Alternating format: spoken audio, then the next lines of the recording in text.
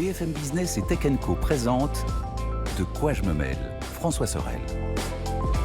Et un grand bonjour à toutes et à tous et bienvenue donc à la fois sur BFM Business et sur Tech Co, cette nouvelle chaîne que nous lançons ces jours-ci, une nouvelle chaîne qui en fait est le successeur en quelque sorte de 01 TV. Je vous ai expliqué tout ça la semaine dernière, mais on aura l'occasion d'y revenir. Bienvenue en tout cas, De quoi je me mêle, toute l'actualité tech, tous les week-ends donc, en audio, en vidéo, et merci d'être là. Tout à l'heure, on replongera sur la WWDC d'Apple, vous savez, cette grande conférence des développeurs qui a eu lieu lundi. Raphaël Graby était sur place, il est rentré. Est-il victime du jet lag? Nous le verrons avec les valises qu'il aura sous les yeux ou pas d'ailleurs. En tout cas, il viendra nous raconter toutes les annonces qu'il y a eu pour cette WWDC. Je vous rappelle aussi que le hashtag ne bouge pas, hashtag DQGMM sur Twitter si vous voulez réagir bien évidemment. Et puis la page Facebook de quoi je me mêle qui vous attend. Merci d'être avec nous et bienvenue.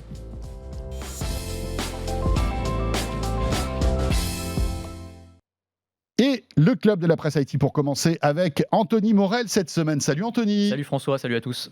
Avec Anthony, on va commenter l'actualité tech de cette semaine. Anthony, que vous retrouvez sur BFM Business tous les matins pour Culture Geek, mais aussi entre midi et deux chez Estelle Denis, sur RMC, à la télé et à la radio. Anthony, plein d'actu. Tout à l'heure, on va évoquer les derniers rebondissements de l'affaire Elon Musk. On va parler aussi de cette bourde incroyable de la part de Google. C'est mon histoire préférée de la semaine, ça. C'est incroyable. Ouais. Bon. Tu commandes un Pixel 6, tu reçois un Pixel 7 qui n'est pas sorti. Voilà. Génial, vraiment un prototype. C'est quand même incroyable. Extraordinaire. Voilà, on ne sait pas ce qui s'est passé chez Google, comme quoi l'alcool, il faut y aller mollo, les amis. Et on va évoquer aussi dans un instant cette modification des chargeurs, et notamment pour Apple, qui va être obligé d'abandonner son port Lightning, en tous les cas à partir de 2024, on va y revenir. Mais pour débuter, Anthony, j'aimerais qu'on dise un mot sur une maison qui s'appelle la Maison de Demain. Ah oui, qui est, on va dire, poussée par la Fnac, Fnac Darty. Vous savez, c'est cette enseigne, évidemment, où on trouve à peu près tout, de l'électroménager, de l'électronique, etc. On est allé visiter cette maison et on vous invite, si vous êtes dans la région parisienne, à y aller encore ce week-end. Je crois qu'il reste encore quelques places, parce que c'est intéressant de retrouver in situ tous les objets dont on parle tout au long de l'année, finalement. C'est exactement ça. Et c'est vrai qu'en plus, l'endroit est incroyable, parce que c'est un appartement de 750 mètres carrés, enfin un truc, jamais tu vivras là-dedans. Enfin, moi non, en tout cas. Je sais pas, je vais pas comparer nos fiches de salaire, mais enfin, c'est quand même un bel endroit. On va le dire comme ça. Ah, ça, c'est clair. 750 mètres carrés en plein cœur de Paris. Assez sympa. Et blague à part, non, t'as un petit côté. Moi, ça m'a fait penser en fait à un mini CES de Las Vegas. Tu sais, en termes de mise en scène, t'as des comédiens en plus qui te font la visite, donc pièce par pièce, avec des objets connectés dans toutes les pièces, avec ceux qu'on retrouve sur les grands salons high-tech. Typiquement, tu avais la télé enroulable de LG qui est incroyable, qui a fait... t'as l'effet waouh évident qu'on a quand on va sur ces grands salons technologiques, auxquels le grand public n'a pas forcément accès. Et donc là, c'est une bonne manière de voir ces produits pour de vrai, avant qu'ils ne sortent dans le commerce. Tu as aussi le chien robot. Alors, c'est pas celui de Boston Dynamics, c'est celui de Xiaomi. Mais qui ressemble un peu quand même à celui de Boston Dynamics. Complètement repompé. On peut le dire. Oh non, on va dire qu'ils s'en sont inspirés. Voilà, c'est un hommage. Voilà. On va le dire comme ça. Non, c'est beau. Cela dit, il m'a beaucoup impressionné, moi, leur chien robot. Je vais te dire, ok, il lui ressemble beaucoup, mais en termes de fonctionnalité, de rapidité, il me disait, il peut courir à 12 km/h, par exemple, ce qui est plus rapide que le chien de Boston Dynamics. Enfin, il y a des fonctionnalités qui étaient assez impressionnantes, même s'ils s'en sont effectivement fortement inspirés. Mais il fait toujours lui aussi son petit effet. On n'a pas tous les jours l'occasion de voir ces chiens robots incroyables. Peut-être que dans quelques années, ils vivront avec nous, on n'en sait rien, mais en tout cas, pour l'instant, non. Et donc il y a plein d'objets comme ça un peu partout dans les. Oui, il y a beaucoup d'écrans souples ou pliables, que ce soit sur les ordi, sur les smartphones, etc. Ce smartphone d'Oppo que j'adore, dont l'écran se déroule comme ça. L'effet store, là, tu appuies sur un bouton. Extraordinaire. Mais on a l'impression que c'est magique. Ah mais c'est presque de la magie. Et d'ailleurs, sur la chaîne donc Tech Co, j'allais dire 01 TV, mais il va falloir que petit à petit je change mon vocabulaire sur la chaîne Tech Co. Vous pouvez retrouver une émission spéciale La Maison de Demain que je co-anime avec mon camarade Jérôme Colombin. On y était il y a quelques jours, in situ, on était dans le salon, bien installé sur ces canapés confortables, et on vous fait découvrir quelques-unes des nouveautés et des innovations qui sont présentées. Moi, ma pièce préférée, c'était la chambre de l'ado. ados, mais vraiment. J'ai pensé. Enfin, Ouais, je veux dire, quel ado a une chambre comme ça, tu Non, vois, mais enfin, aucun. vraiment, je pense personne, tu vois, Oui. même le fils de Bernard Arnault, tu vois, Oui, c'est pas possible. je pense pas, tu vois. Ouais, mais, ouais, c'est clair. Ouais, ouais. Entre le gaming, le streamer, enfin, tous il a des écrans. les enfin, prototypes partout, de téléphones qui sont pas encore sortis, Ouais, les trucs ouais. absolument dingues. Non, mais c'est pas mal. Mais alors, c'est pour ceux que ça intéresse, inscrivez-vous bien, par contre, Oui, parce que oui, c'est oui. vraiment, Oui, oui, c'est oui, des il faut y aller sur créneaux, rendez-vous, etc. c'est sur rendez-vous, voilà. Ça mais s'appelle la Maison c'est de assez sympa. demain. Ouais, Voilà, très sympa. c'est à Paris, évidemment, à l'atelier Richelieu. Malheureusement, si vous n'êtes pas à Paris, ça va être compliqué, mais on en parlait avec la FNAC. Peut-être demain, imaginez des petits rendez-vous comme ça un peu partout en Bah, bien France, sûr. ça serait très cool. Parce que voilà, Paris, c'est pas la France. Dans l'actualité, on revient un petit peu à quelque chose de très sérieux, puisque l'Union européenne, encore une fois, tape du poing sur la table concernant les chargeurs, le futur chargeur universel. Alors, Apple est visé, Oui. clairement, parce que les autres sont bah au oui. diapason depuis quelque temps déjà. Clairement, ce que dit en fait cette nouvelle réglementation, c'est qu'à partir de 2024, on aura un chargeur unique. C'est vraiment, c'est pas le Seigneur des Anneaux, là c'est le Seigneur des chargeurs. Un chargeur pour les gouverner tous et dans les ténèbres les lier. Tu vois, c'est ça. Plutôt que d'avoir une multitude implorer USB-C. Implorer USB-C, parce que c'est de ça dont on parle. Donc en gros, tous les appareils, c'est pas seulement les smartphones d'ailleurs, c'est aussi les tablettes, les liseuses, les casques, les enceintes, les ordinateurs portables, les consoles de jeux portables. Bon, à peu près tous les petits ordi appareils. portables, ils ont un petit délai supplémentaire. Ils ont un peu plus de temps pour se conformer. Donc c'est automne 2024 pour à peu près tout le monde, et les ordinateurs portables, je crois qu'ils ont 40 mois pour se conformer donc à la réglementation. Ça amène à 2026, je crois. C'est ça. Et donc tout le monde devra avoir une connectique USB-C, puisque c'est celle-là, la connectique unique. Alors vous allez me dire, oui, enfin, quasiment tout le monde est déjà en USB-C. Enfin, la grande majorité des appareils électroniques qu'on achète aujourd'hui sont en USB-C, c'est vrai, mais il y a une exception notable, qui est Apple, évidemment, avec ses ports Lightning. Et c'est eux, en fait, qui sont clairement visés. Alors, je dis, ils sont visés, mais il faut se remettre un petit peu dans la genèse de cette réglementation qui a été imaginée dès 2009. Et en 2009, on a un peu oublié cette époque, mais on avait quasiment un chargeur par modèle de téléphone. Ouais. Tu avais le chargeur Nokia, le chargeur Ericsson, je sais pas. Et puis tu avais même plusieurs USB, tu avais le mini USB, tu avais le micro USB. Ouais, bien sûr. Et après, l'USB-C est arrivé plus tard, qui était une vraie amélioration technologique, y compris par rapport à Lightning. Oui, c'est pas que la prise qui change, il y a beaucoup plus de technologie dans l'USB-C. Bien sûr, c'est ça. Derrière, tu as la question de rapidité du transfert de données. Enfin, il y a plein de choses qui dépendent de ça. Et donc là, l'Union européenne, d'une certaine manière, et c'est un coup de force, alors c'est vrai qu'on critique beaucoup l'Europe, mais enfin là, on peut leur savoir gré de cela, ils sont quand même en train de faire plier Apple, ce qui n'est pas rien, c'est pas une petite affaire, puisqu'Apple, s'ils veulent continuer à pouvoir vendre leurs iPhones sur le territoire européen, eh bien, devront les doter d'une connectique USB-C. Alors, on sent bien qu'ils sont en train de s'y préparer. Les derniers iPads, il y a déjà une connectique USB-C. Les MacBooks, c'est pareil. Donc, ça ne devrait pas être un changement non plus révolutionnaire pour eux. Mais enfin, quand même, voilà, ça leur a un peu forcé la main. Et puis, je ne suis pas sûr qu'Apple apprécie beaucoup le fait de se faire dicter une innovation technologique ou un changement technique sur ses téléphones. Par des bureaucrates européens. Je pense que ça ne s'est jamais vu. Ben non. C'est une première. Absolument. D'ailleurs, Apple a déclaré de manière très laconique qu'ils n'étaient pas satisfaits de cette décision. Je ne sais pas s'ils peuvent faire appel ou enfin s'il y a toute une procédure. Faire appel. Oh, pas mal. On va la couper, celle. Non. On la garde. On garde toutes les bonnes blagues et les blagues un peu plus moyennes. Voilà, c'est ça. Vous la rangez dans la catégorie que vous voulez. Voilà, vous la mettez sur n'importe quelle étagère, vous la mettez où vous voulez. Mais mais c'est quand même assez étonnant parce que l'Union européenne l'a vraiment botte les fesses d'Apple avec cette histoire-là. Et puis, il n'y a pas que ça. Il y a l'App Store, tous ces trucs-là. Les amendes pour l'élection de fiscalité, alors même si après la décision avait été annulée. Mais oui, on sent bien que là... Parce que qu'est-ce qui va se passer dans 2 ans ? Alors peut-être que, comme tu le dis, finalement, Apple, dans sa roadmap, il s'en fout complètement parce que d'ici 2 ans, tous les téléphones seront passés en USB-C. Ouais. D'accord ? Mais peut-être pas.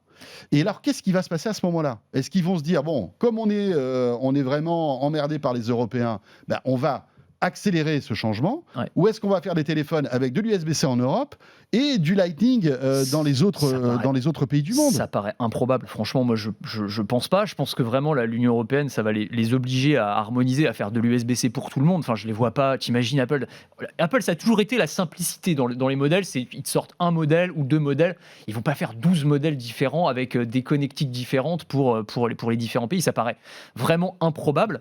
Là où ça peut poser problème, et les détracteurs de cette décision, c'est le point qu'ils mettent en avant. et ça peut s'entendre, c'est que ça peut freiner l'innovation. C'est-à-dire qu'en gros, on dit, bah voilà, tout le monde a le même chargeur, mais si Apple, effectivement, veut développer un successeur au Lightning qui soit encore meilleur que l'USB-C, bah là, ils n'ont aucun intérêt à le faire. Ils disent, bon, bah attends, si c'est pour être embêté, j'allais dire un autre mot, par les Européens et qui nous empêchent de vendre nos téléphones, bah non, bah tant pis, on va mettre de l'USB-C, puis ce sera USB-C pour tout le monde. C'est ce qu'ils Donc disent, voilà, hein. Ils disent l'USB-C, que c'est bien ça va aujourd'hui, mais... brider l'innovation, en fait. Mais Non, bon. mais après, c'est leur argument, si tu veux. Ouais. Mais moi, je trouve que ça peut s'entendre parce que...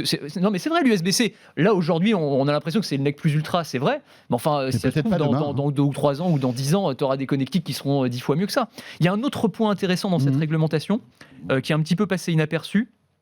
C'est une harmonisation des vitesses de chargement. De la puissance des chargeurs. Exactement.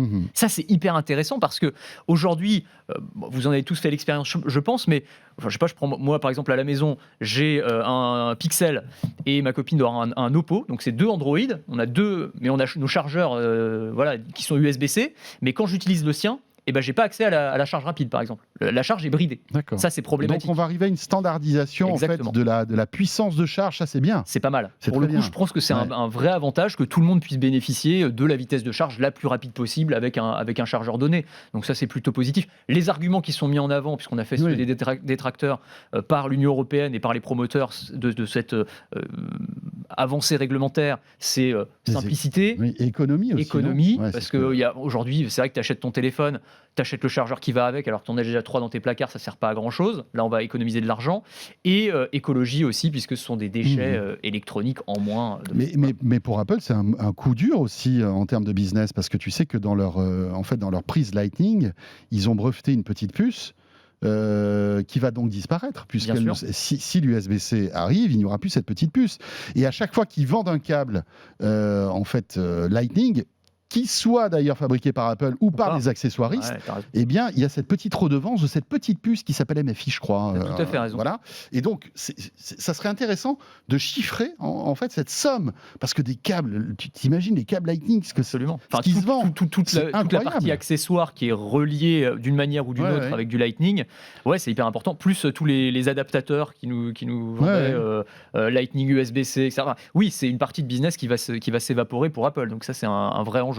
Après, il y a aussi le challenge de la recharge sans fil. Hein, voilà. Exactement. Peut-être que tu voulais l'évoquer aussi, mais c'est vrai qu'on avait même évoqué le fait que Apple puisse faire disparaître tous les connecteurs pour recharger son téléphone en fait en induction. Ce serait le rêve, et d'ailleurs ça permettrait de court-circuiter ce règlement, puisque la réglementation prévoit que si c'est un chargement sans fil, il n'y a pas besoin, de se conformer à cette réglementation par définition. Mais il faut enlever le port Lightning à ce moment-là. Voilà, c'est ça, il faudrait quand même enlever le port Lightning.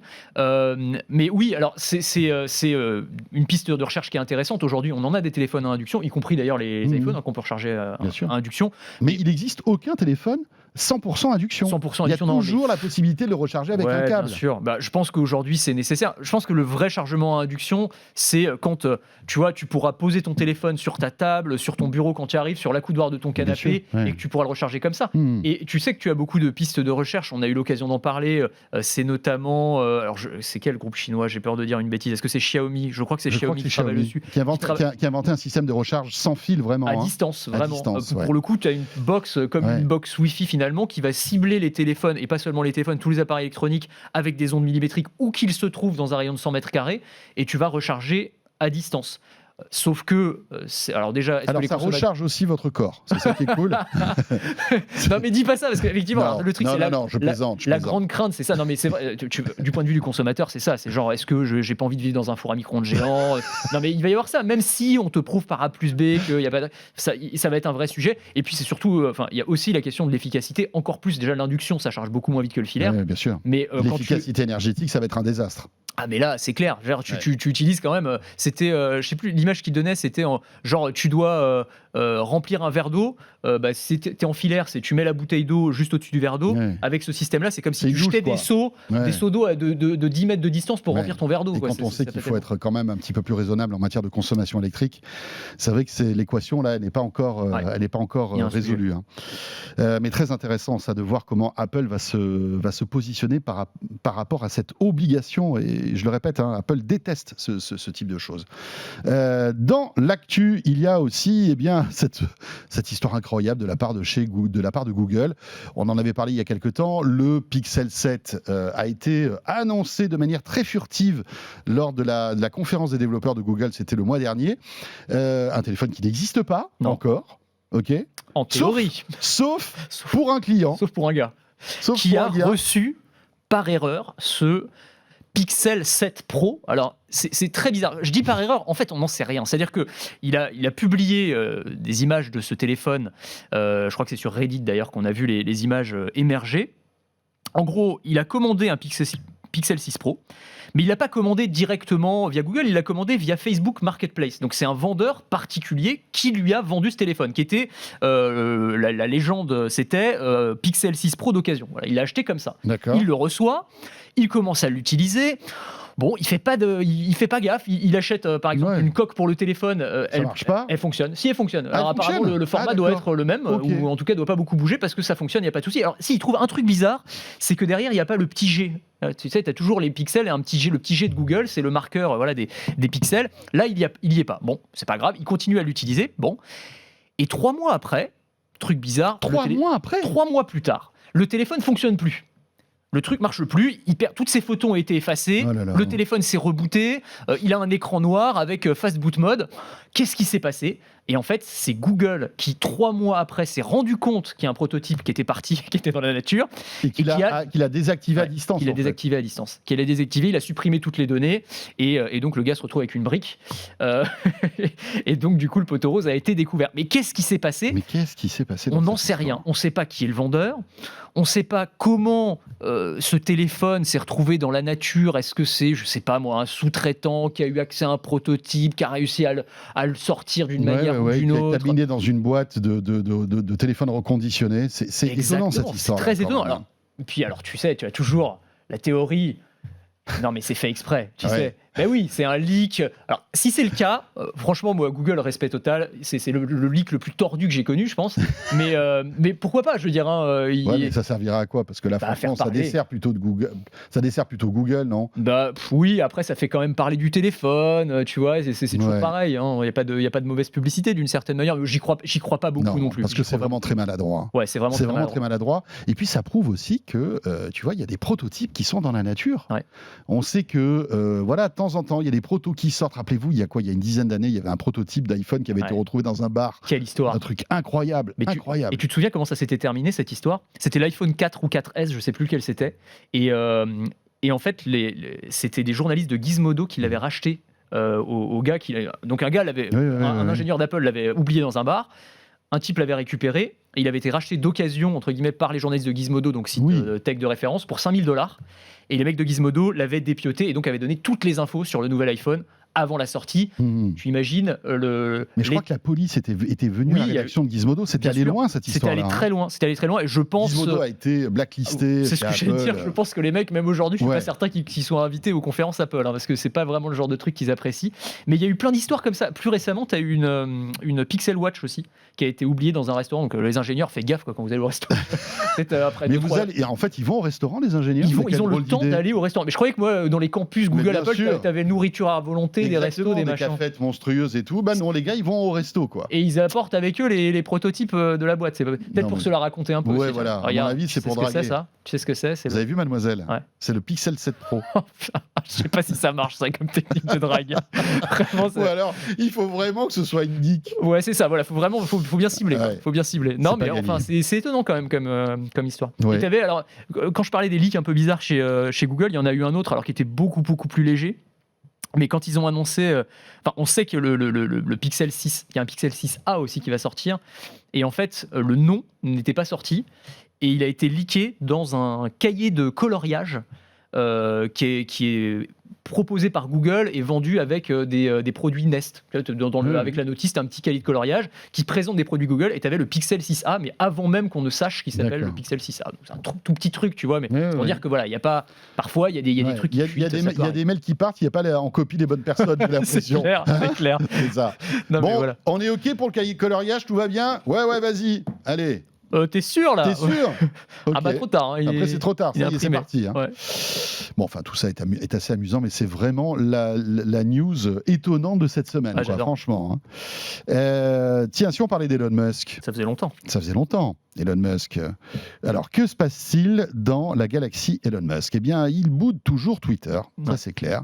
Parce que, vous le savez, en fait, l'histoire, hein, tu vas nous la raconter, mais en gros, voilà, Elon Musk veut racheter Twitter, il n'y a pas de secret là-dessus, mais il n'est pas d'accord sur le nombre de faux comptes qu'il y a sur Twitter. Vous savez que sur les réseaux sociaux, forcément, on s'en rend compte, nous tous, tous les jours, il y a forcément des faux comptes, des robots, des personnes qui créent plusieurs profils, etc., etc., tout ça pour nous envoyer de la pub, enfin voilà, tous ces trucs-là.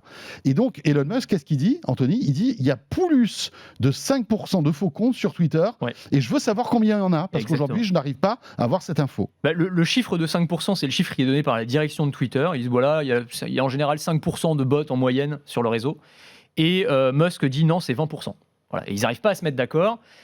Et la direction de Twitter a dit si, on va vous donner tous nos moyens de calcul. Voilà, ils ont fait tout un développement. Le patron de Twitter, dont j'arrive jamais à prononcer le nom, qui est un Indien, je sais plus. Oui, voilà. bah, moi non plus. Il a fait tout un argumentaire où il donne toute sa méthodologie sur Twitter, et Elon Musk a répondu de manière très délicate avec un emoji caca. Tu as vu ce truc-là ? Oui, j'ai vu. Il a juste Mais bien fait sûr. tout un développement du Ouais, patron de ouais. Twitter, et le mec fait le petit emoji crotte, voilà, genre en mode Allez, rien à faire. Ouais. Et ensuite, alors ça c'était il y a une semaine ou deux.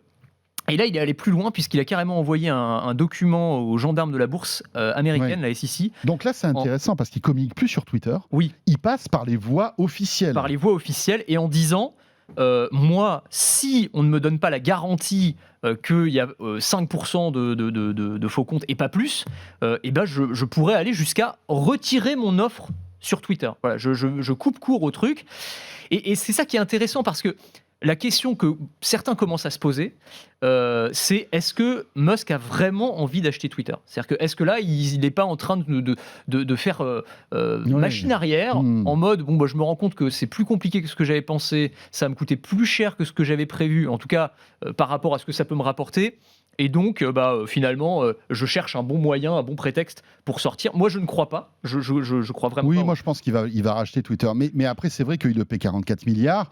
Et il se dit que si, au lieu d'avoir 5% de faux comptes, il y en a 10 ou 15%, Twitter ne vaut plus 44 milliards. Exactement. Et Coûte c'est moins cher. C'est un bon moyen de faire baisser le prix, en fait. C'est un négociateur Bien très sûr. malin. Mmh. Elon Musk, évidemment, on n'arrive pas à être la première fortune du monde, tu vois, si tu n'arrives pas à être un peu roublard. Et moi, je pense que c'est ça, en fait. C'est un moyen de tenter coup de pression sur Twitter pour essayer, en fait, de faire baisser le prix.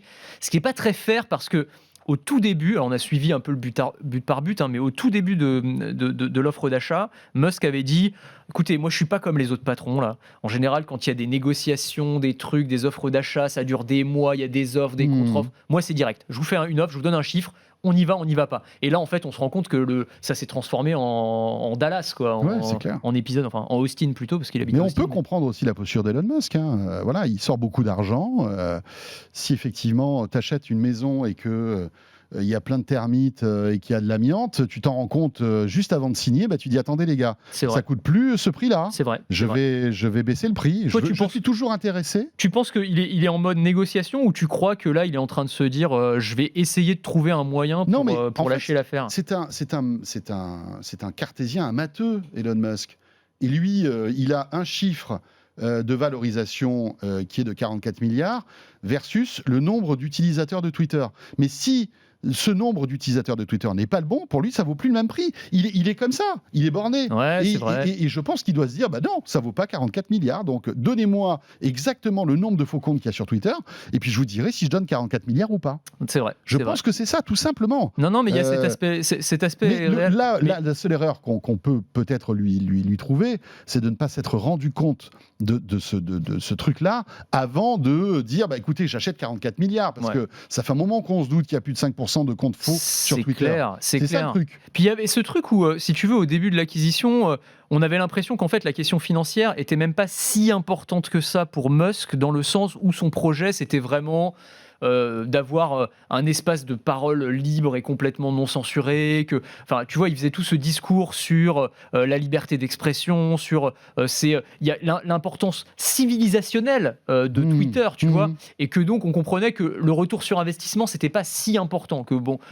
pas perdre d'argent probablement c'est important, mais qu'on gagnait, c'était pas là qu'il allait gagner de l'argent. Et là, on se rend compte qu'en fait, la motivation financière, peut-être qu'il est revenu aussi à la raison et qu'il se dit, bah oui, non, je vais pas payer à n'importe quel prix. Ce qui est intéressant, c'est que Twitter a déclaré qu'ils allaient se plier en fait à la demande de Twitter et va donc fournir les données sur les faux comptes à Elon Musk parce que Twitter ne voulait pas. Et là, je pense qu'il se retrouve un peu dans une impasse parce qu'à cette lettre officielle, soit ils acceptent, mais s'ils n'acceptent pas, Elon Musk là peut retirer son offre de vente. Absolument. Voilà. Mais je pense, moi, tu dis Twitter se retrouve dans une impasse. Moi, je vois le truc à l'inverse. Je vois en fait Twitter qui prend Elon Musk à son propre jeu et qui dit bah attends, tu veux les données, tu vas les avoir. Et en fait, ce qu'ils ont annoncé, c'est que Elon Musk allait avoir accès. Alors, moi, je ne connaissais pas ce truc-là, à ce que Twitter appelle le fire hose. Fire hose, c'est le tuyau d'arrosage des pompiers. Je ne sais pas pourquoi ça s'appelle comme ça. J'imagine parce que c'est une masse de données très importante qui jaillit.